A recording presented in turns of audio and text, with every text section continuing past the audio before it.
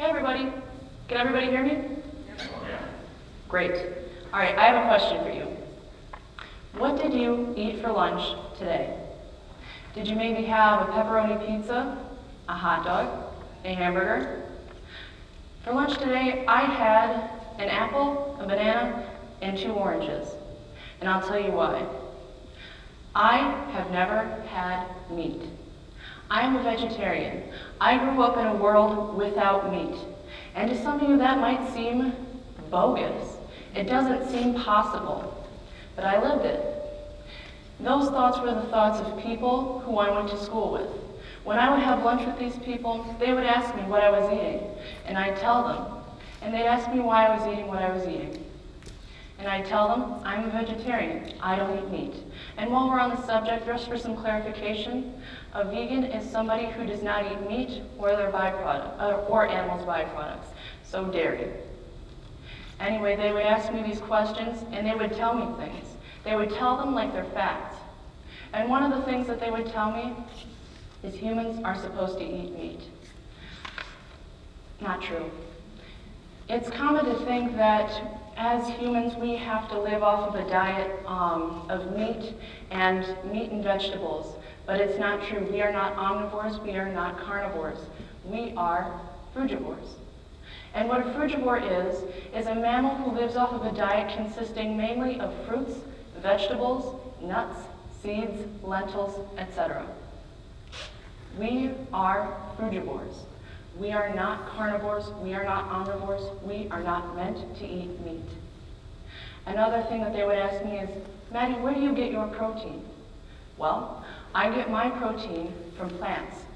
We all get our protein from plants.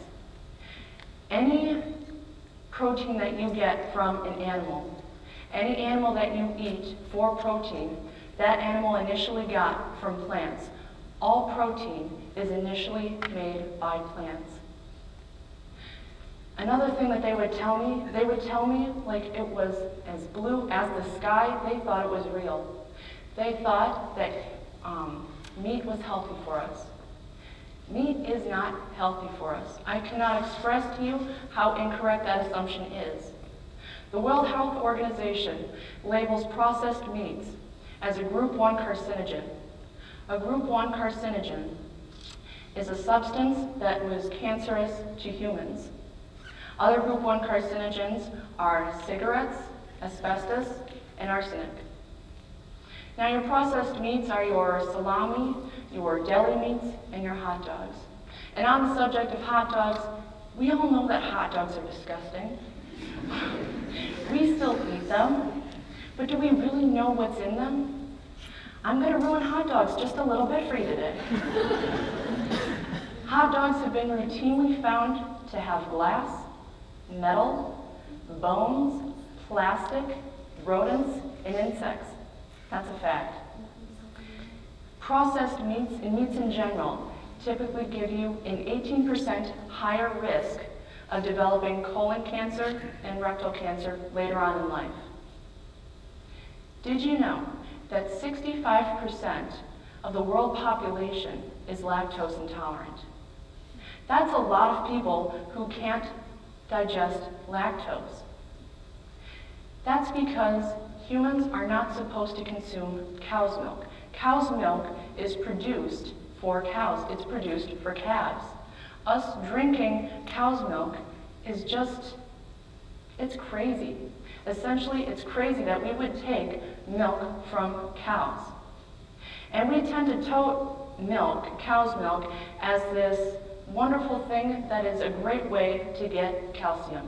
And though it is a great way to get calcium, it's also a great way to get saturated fats, which can lead to Alzheimer's, heart disease, type 2 diabetes. Milk is not good for you. It's not meant for us to drink. Cheese. I love cheese. I don't know anybody who doesn't actually like cheese. We put cheese on everything, and cheese is the reason I'm a vegetarian and not a vegan. Cheese, there's a reason why cheese is so addictive, why we can't get enough of cheese.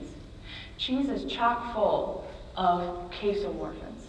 And casomorphins are like food opiates. They're the reason why we are addicted to cheese.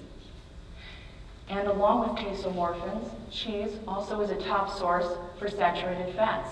With milk can give us type 2 diabetes, Alzheimer's, and heart disease. You get a 19% higher risk of getting breast cancer, ovarian cancer, prostate cancer when you consume dairy products. So why do we still eat meat? Why do we still consume dairy? We know that it's bad for us. We know that it harms our bodies when we eat it. So why do we still eat it? I'm willing to bet that as soon as I came up here and started talking about this, one of you in the audience thought, here goes another vegan. Here goes another vegetarian off on a PETA-laced rant. Not quite. I guess I'm thinking that the word vegan can incite something in you. It can make you feel something, whether that be defensiveness, anger, and maybe even guilt. Vegan is a change. We are not used to change. We don't like change. We don't like when our beliefs are challenged. You know, I found that when I would go to school and I would eat my lunch and people would ask me these questions, they were more concerned about my health, about my nutritional intake than their own. I also found that with every answer that I gave to their questions, they would get increasingly more hostile with the next question they give me. And that's because they didn't want their beliefs to be challenged. And I understand that. I don't like it when somebody preaches to me. But this is a change that we need to make. This is a change that could help our bodies and that will help our environment. We like to think that the meat that we get and the dairy that we get comes from a pastoral farm with rolling hills, and at the end of these livestock in their lives, they give up their lives willingly and humanely. But that's not true. 99% of all livestock is raised on a factory farm. Do we know what a factory farm is?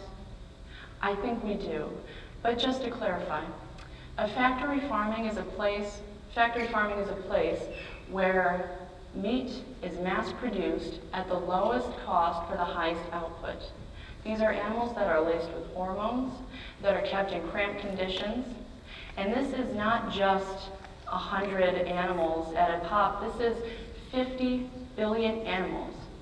50 billion land animals, and that's just in the United States that were slaughtered last year. 65 billion land animals were slaughtered worldwide.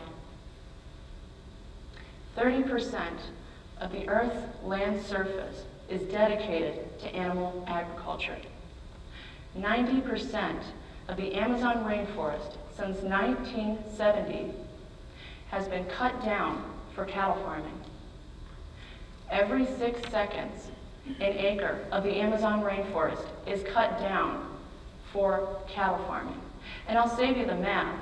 That's over 14,000 acres each day. Animal agriculture consumes over half the amount of water consumed in the U.S. It takes 2,500 gallons of water just to produce 1 pound of meat. That's over 50 bathtubs full.